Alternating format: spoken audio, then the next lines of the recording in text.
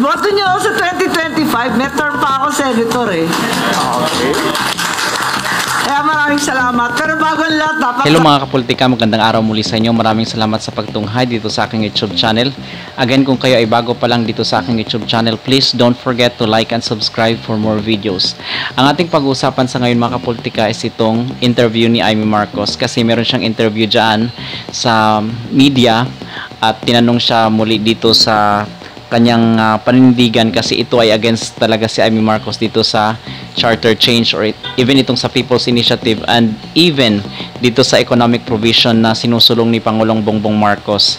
Kasi mga kapolitika, itong mga senador is nalaman natin na napulong na pala ito ni Bongbong Marcos nung mga nakaraang buwan, kung saan is gusto ni Bongbong Marcos na suportahan itong economic provisions na kanyang isinusulong. Kasi mga kapolitika, ang reason nila dito or ang kanilang dahilan is meron daw mga negosyante mula sa ibang bansa or yung mga foreign investors na umaatras dito sa ating bansa para mamuhunan, kasi merong maraming mga restrictions. Kasi yung kumbaga yung mga negosyante na dapat ay dito mag-invest, dito maglagak ng kanilang puhunan sa ating bansa is nakukuha ng ibang bansa like sa Thailand, sa Taiwan, sa Vietnam, sa Singapore, sa Indonesia, sa Malaysia. Doon sila pumupunta kasi maluwag na doon ang mga restrictions mga kapolitika.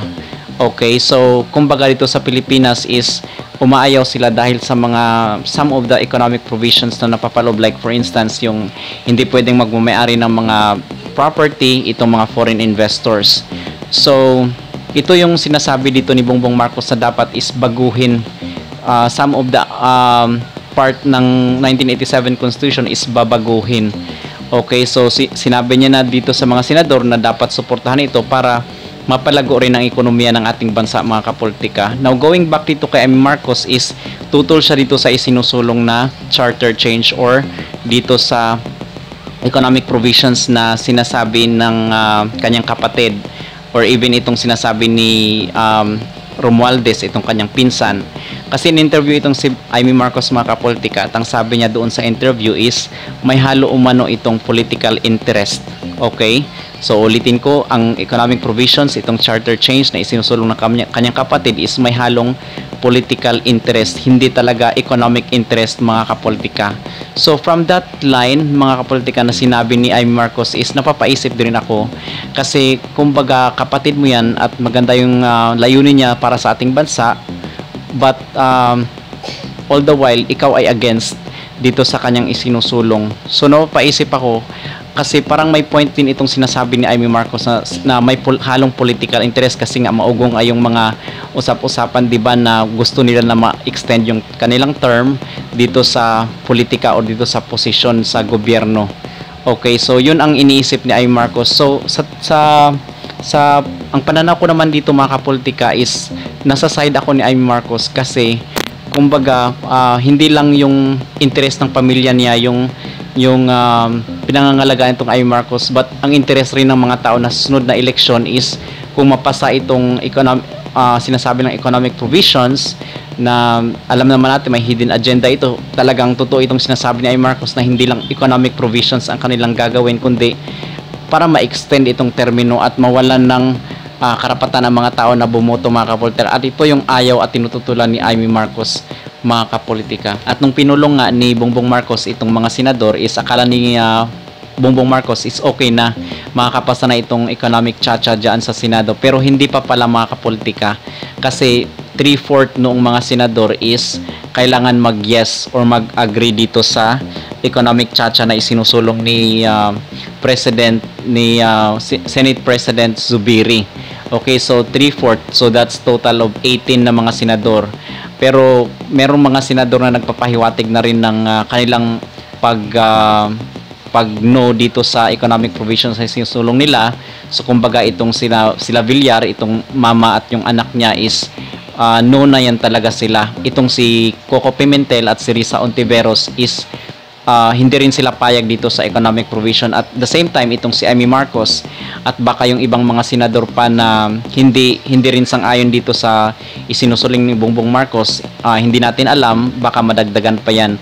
Kasi dati ang nagnulang talaga itong si Risa Ontiveros at si Coco Pimentel, pero ngayon is nadagdagan na yung mga senador na hindi sumasang-ayon dito sa economic provision. So ang point dito is parang hindi talaga ito papasa, mga kapolitika. At meron ding interview itong si Cynthia Villar dito sa media at ang sabi niya doon is kaya daw umaayaw itong mga business sectors, itong mga businessman from other country is because itong dahil sa korupsyon, mga kapolitika, at mabagal na mga proseso ng mga papeles dito sa ating bansa.